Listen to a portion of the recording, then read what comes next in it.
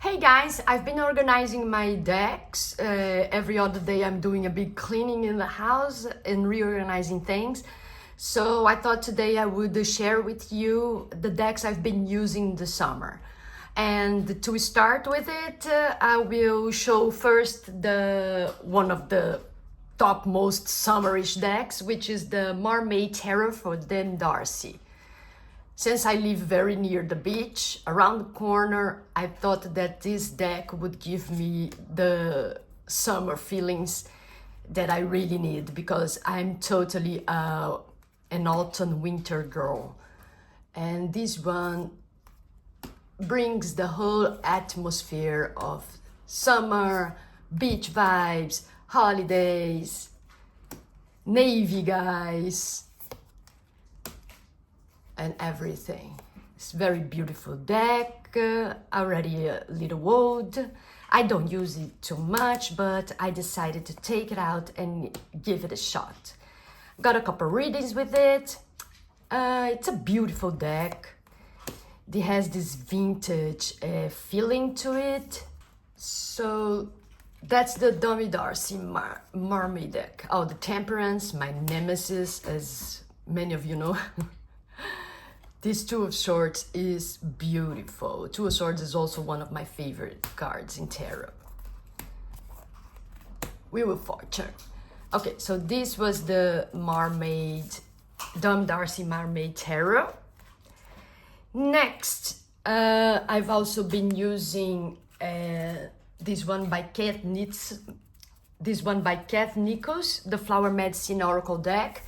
I admit that I use this one for the aesthetics, because I find these cards to be the most beautiful cards ever. And I love to bring beauty to my readings, to my everyday life. And the tactile experience with these cards are also fantastic. You hear the swish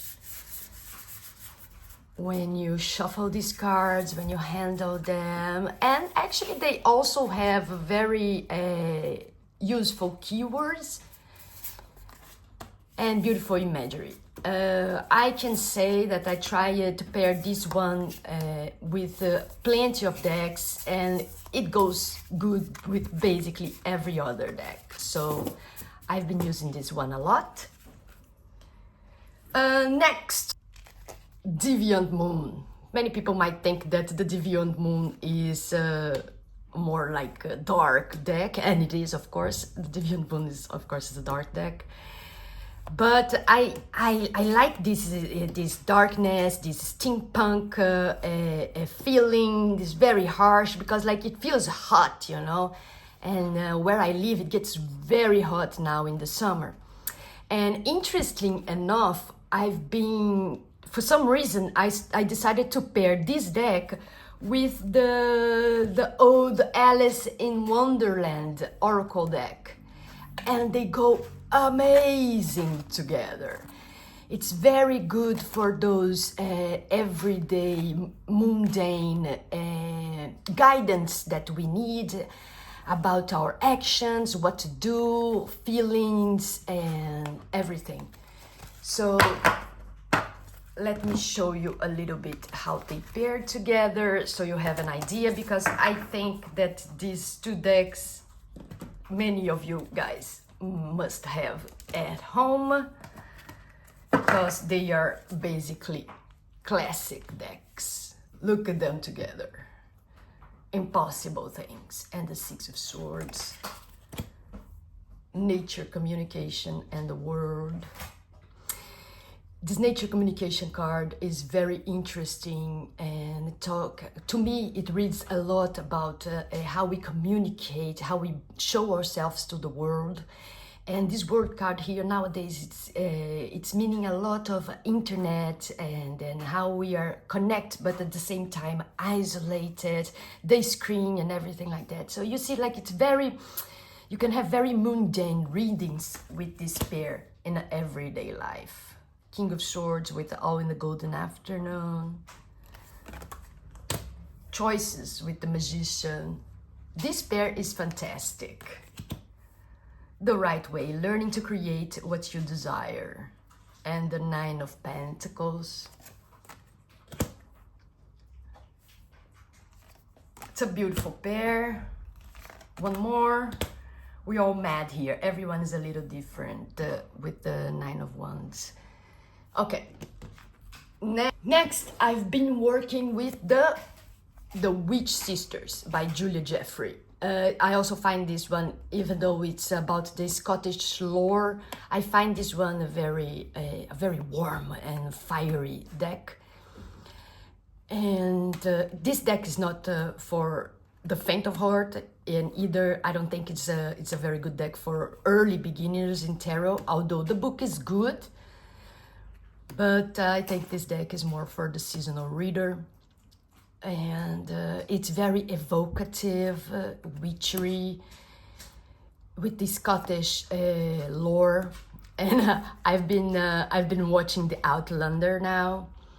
And of course, I'm in love with Jamie. The first time I fall in love with a fictional character, but after scouring the internet, I'm not the only one.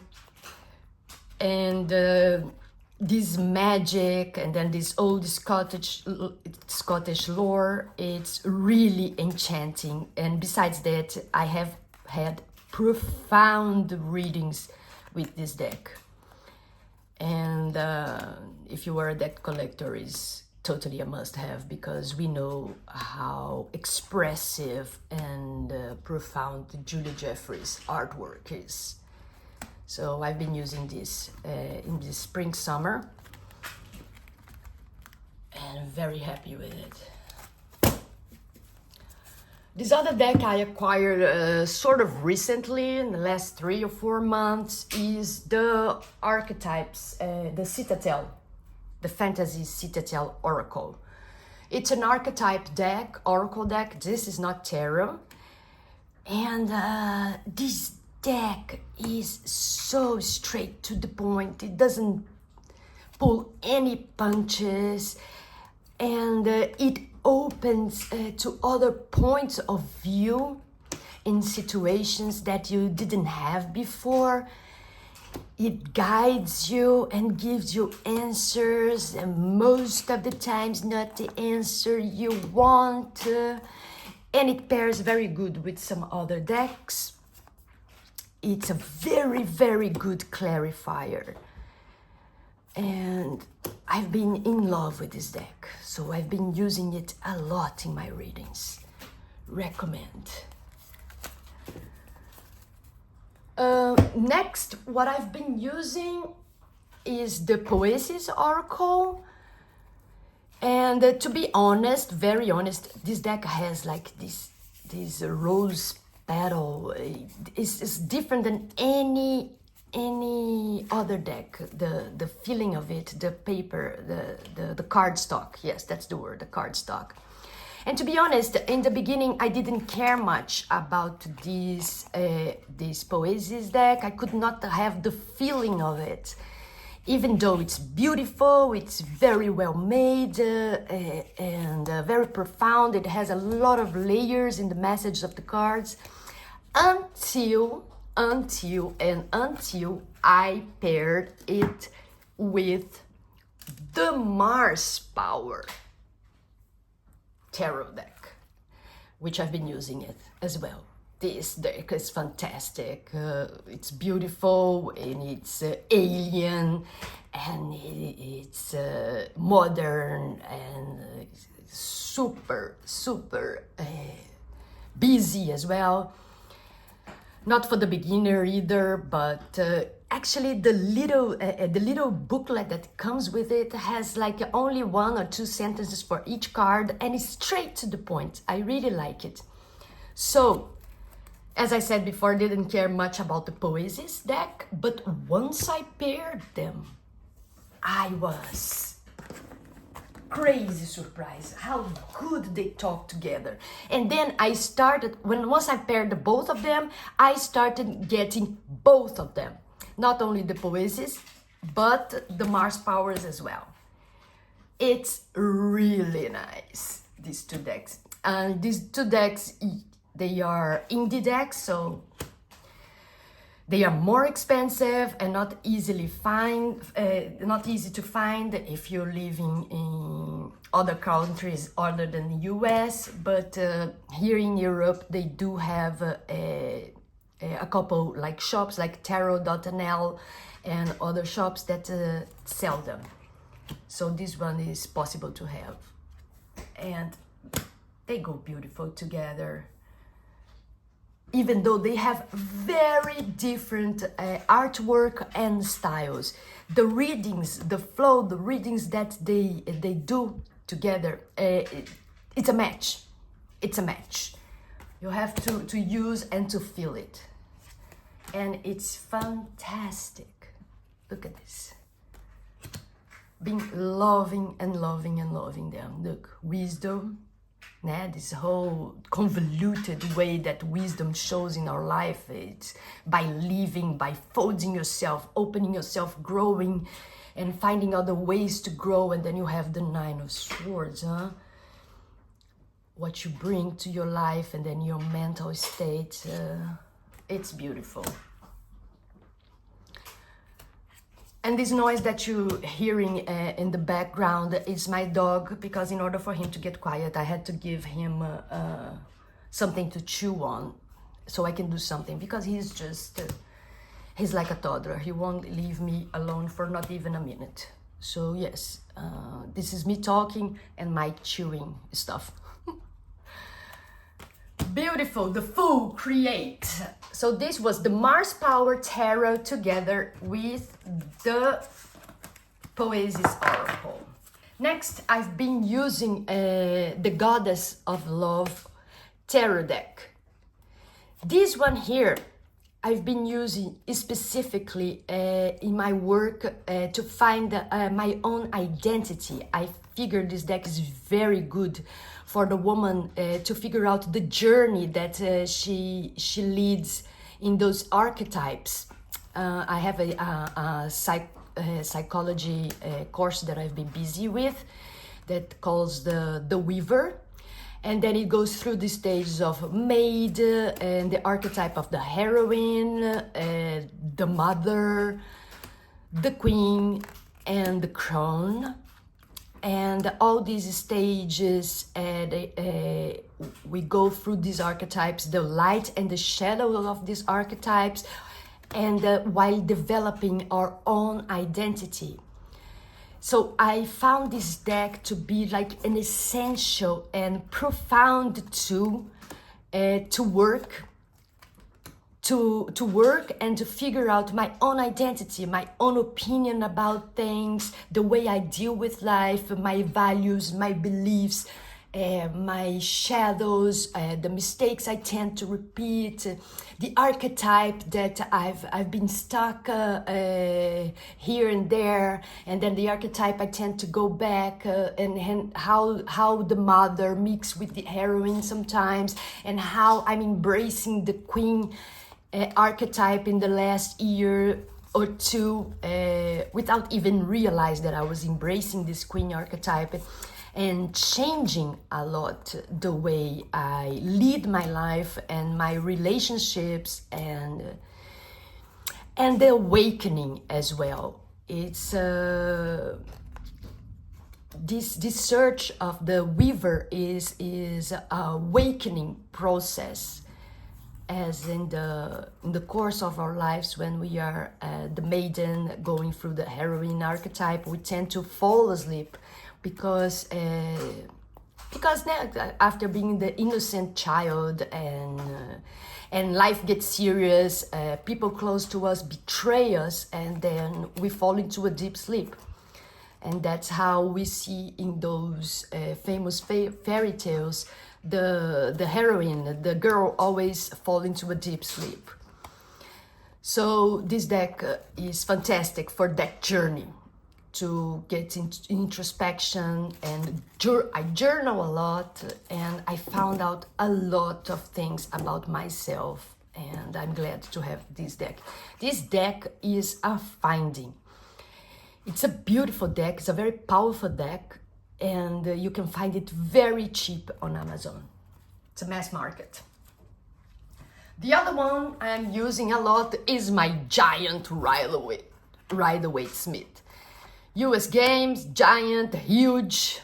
You can see here, this is the normal tarot size. This one is the giant size. I like to use this for videos, but also for studying. It's fantastic. To be honest, I never really cared about the Rider-Waite Smith. I used to find it a little ugly, but this deck here made me fall in love with it. I think the version I had, which was the Radiant one, I didn't like the colors, so could not love it. But this one here is fantastic. I'm enjoying my giant Rider-Waite. And next I have here the Darkwood Tarot. It's not really a so summerish deck, actually not at all. But this deck here, for the everyday card picking and then like card reading and journaling. This deck is beautiful first, and like I said before, I love to have like this beautiful aesthetic in my everyday life. And this deck gives everything, and then it's a Welling deck, so it's a mass market, easy to find deck. And the book by Sasha Graham, I love Sasha Graham. It's very easy. This deck is very good for beginners as well. I'd say if you like this kind of artwork and you want to learn tarot, look at the Queen of Swords. She's beautiful. This deck is very good. You can get this deck as a beginner. Like I said before, if you're a beginner, just get like one Rider-Waite Smith and one deck that you like that goes in a similar way, and to compare and study this one. The guidebook is very good as well. Beautiful deck, beautiful deck. I'm using it almost every day. It's a workhorse. I really like it. It's beautiful. It has layers. It can be straight to the point. It can give a room for a lot of conversation or just answer a quick message. This deck is all in. So I've been using it a lot since I've got it. I've been using a lot the pocket archetype. I confess I have this deck in a big size. However, in the big size, I don't know why, I never really like it. This is a very profound deck. It's a very, very heavy deck, I would say. And it gives like the archetypes, but it's different from the Citadel. Sorry, from the Citadel. The Archetypes has a different feeling, but it's as strong as. And I find it in the mini version, I find it like delicious. It's easier in the hand. The other one was too big. And then the little book fits in the little tin, so I don't have to look for the book when I'm using the deck and so on. So like I'm really enjoying to take very deep and personal readings with this little round deck here. And it's very easy to use on spreads because you have the tarot cards spread there, and then you go clarifying with this deck and dig into the deep. Beautiful, amazing. Was a very good idea to make a mini version of this deck. Very good idea. Well, I don't know if you guys know, but I'm a Thoth girl born and raised. So every now and then when I'm going through, when poop gets serious, the last word is Thoth word. I go to Thoth and I ask, the final answer is always with Thoth. I studied this deck for years and years and years before I bought any other deck. I started with Thoth and then only later I embraced into other decks and collections and learning the Rider-Waite system, etc., etc.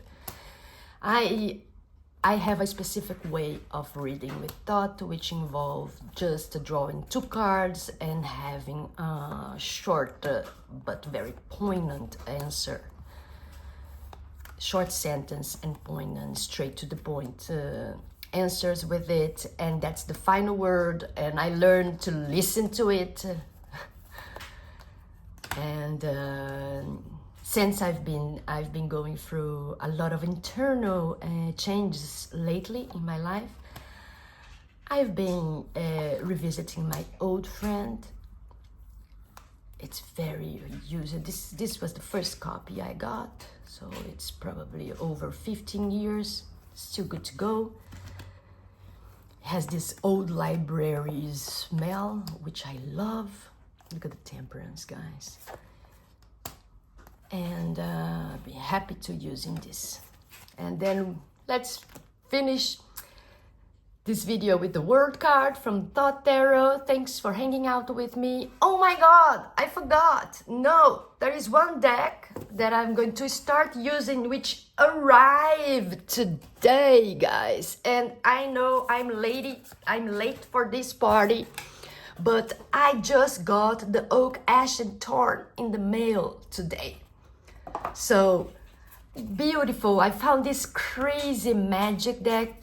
I mean, like my fantasy self normally doesn't go with those kind of decks, but I was watching a walkthrough of this deck, and some cards threw me to like this crazy magic world, this magic that you feel when you are, you know, like when you go out in the night and then suddenly you just like seeing those fireflies around you, and you had that feeling of magic inside of you. And I'm having this feeling of magic in my life lately, every now and then. It's a mix of feelings, so I thought I would give this deck a chance, and it has just arrived. I haven't worked with it yet, of course. I just unboxed it, but this one is going to be in my summer pile, so that's why I've been talking about it now. Look at this card here, the Ace of Cups, with the squirrel reflection and the daffodils, and it's a lot of food for thought, because I thought about Narcissus seeing this card, and I'm going to journal a lot about the Ace of Cups with this card, with this reference with the Narcissus and the lake. So, Oak, Ash and Thorn just arrived. Those were my decks for the summer, the decks I've been using in the summer. Thanks for hanging out. See you next time. Bye!